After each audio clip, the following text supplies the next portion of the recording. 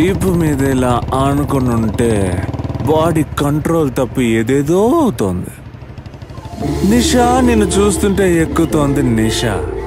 ఆ ఫీలింగ్ గురించి చెప్పడానికి లేదు భాష.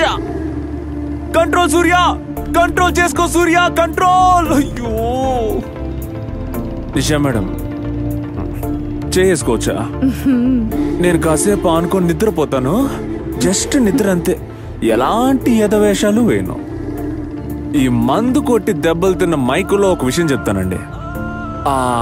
మీ ఆ డబుల్ యాక్టింగ్ రోల్ ఉందే, ఇంకో క్యారెక్టర్ ఉషా క్యారెక్టర్ లో మీరు 2 జడ్లు వేసుకొని వస్తే ఇన్ని పువ్వులు కొని మీ జడ్లో పెట్టాలని నేను ఎంత ఆశపడ్డానో తెలుసా? అయ్యో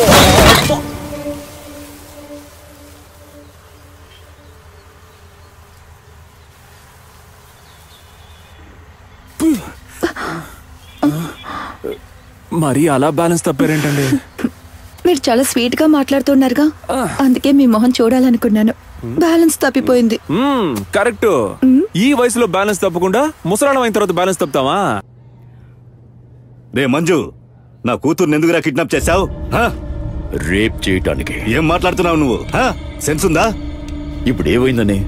ఒకవేళ నీ కూతుర్ని నా తమ్ముడు రేపే చేశాడే అనుకో, వాడికి నీ కూతుర్నిచ్చి పెళ్లి చేస్తావు. బాబు, నా కూతురంటే నాకు ప్రాణం. ఏదేదో మాట్లాడకు. ఇప్పుడు ఏమిటి ప్రాణమా పోయింది? చూడు సుబ్బు, నీ కూతుర్ని నా తమ్ముడు కిడ్నాప్ చేసింది ఆ సూర్యాని వేసేయడానికి. అది అర్థం చేసుకో దయచేసి. సూర్యాని వేసేయడానికి ఎంత బిల్డప్? నీ దగ్గర ఎక్స్ట్రాడినరీ ఐడియా ఏదైనా ఉంటే చెప్పు, మేము తప్పకుండా వింటాం.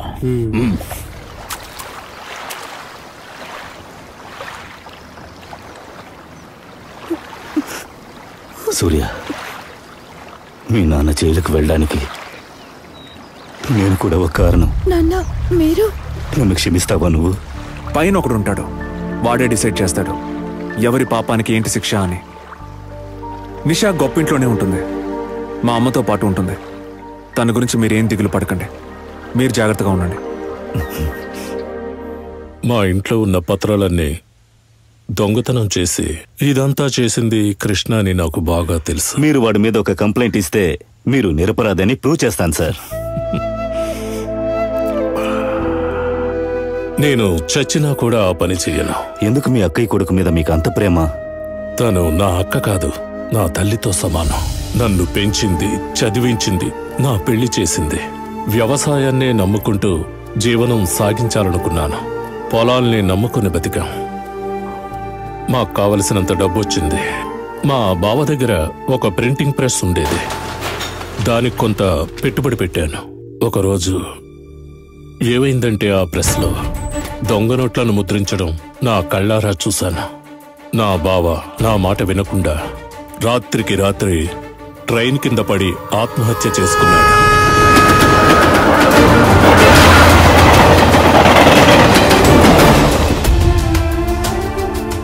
ఆయన శవాన్ని చూసి మా అక్కకు మతి భ్రమించింది.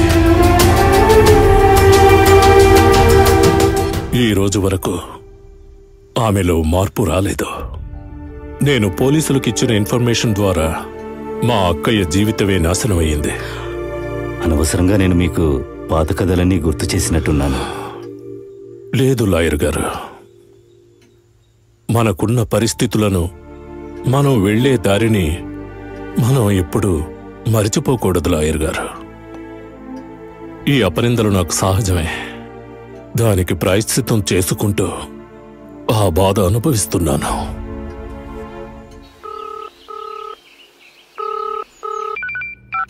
చెప్పు కృష్ణ. కాపాడు సూర్య, ప్లీజ్ సూర్య, కాపాడు సూర్య. ఏమైంది? నేను డబ్బులు ఇవ్వదని నన్ను ఎక్కడో కిడ్నాప్ చేశారు. చంపేస్తారు సూర్య, నన్ను చంపేస్తారు. నేను మాట్లాడతాను. వద్దు సూర్య, నువ్వెక్కడికి రావచ్చు కదా. కాళీమాత గుడి దగ్గర ఉన్నాను. త్వరగా రా సూర్య, త్వరగా రా. రా రే బాబా. చెప్పు. సూర్య ఒంటరిగా చిక్కితే వాడి చమడాలు ఒలుస్తానని చెప్పావు కదా, వాడు సింగిల్ గానే వస్తున్నాడు. ఎక్కడ?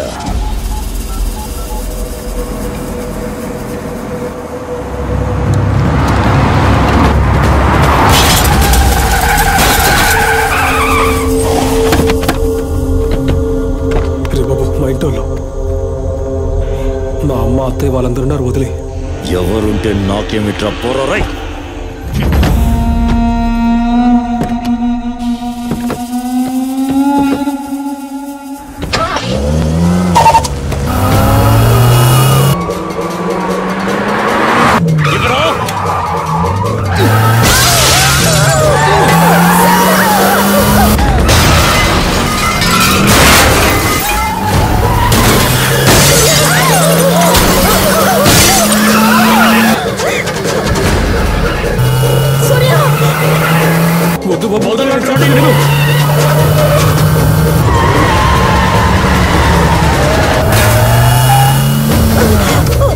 వదిలే.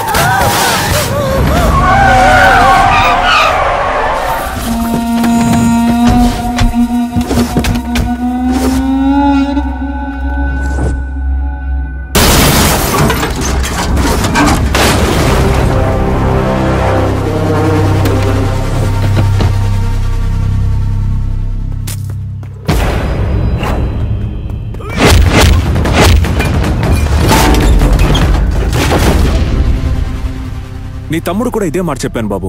ఆడవాళ్ళ మీద అటాక్ చేసేవాడిని మగాడు అనరు. ఏమంటారో నీకే బాగా తెలుసు అనుకుంటా.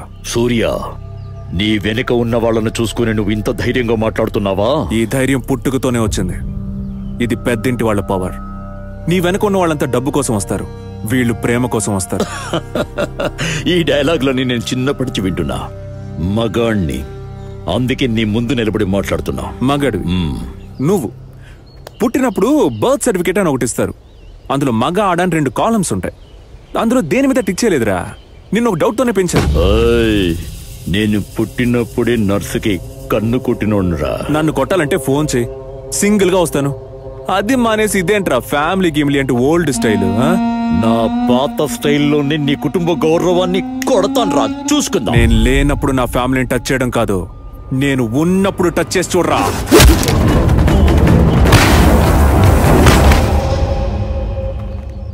నీ పెద్దింటి గడ్డి మా దగ్గర ఒకటి ఉంది. ఒక్క నిమిషం ఆగు. ఏ కృష్ణ, రారా రారా. సూర్య, వీడి గురించి మీ కుటుంబానికి ఫుల్లుగా తెలిసే తీరాలి. అమ్మా. రే బాబు, నా ఫ్యామిలీ ముందు డ్రామాలు ఆడకు. ఆడావో హాస్పిటల్లో ఉన్న నీ తమ్ముడు ప్రాణాలతో ఉండడు. ఏంటి డౌటా? ఒక్క కాల్ చాలు నీ తమ్ముడి ప్రాణాలు తీయడానికి.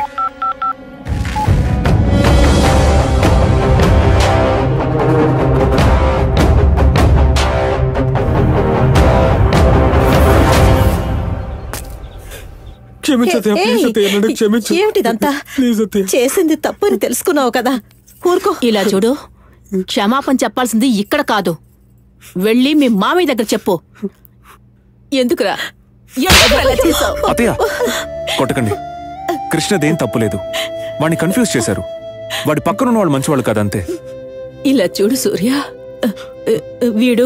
వీడు వీళ్ళ నాన్నలా తయారవ్వకూడదు. వీణ్ణి నీతో పాటే ఉంచుకో. వీణ్ణి ఒక మనిషిగా మార్చే బాధ్యత నీదేనయ్యా.